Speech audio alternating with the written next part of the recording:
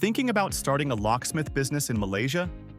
This trade has been around for centuries, and today it's more relevant than ever with growing demand for security solutions in homes, offices, and vehicles. As a locksmith, your services can range from making duplicate keys, repairing locks, installing digital security systems, and even offering 24/7 emergency lockout assistance.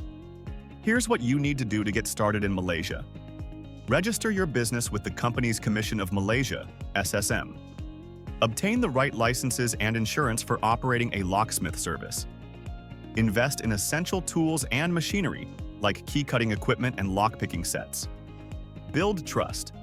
Security is all about reputation. Professional training and certifications will help establish credibility. Market your services online and offline.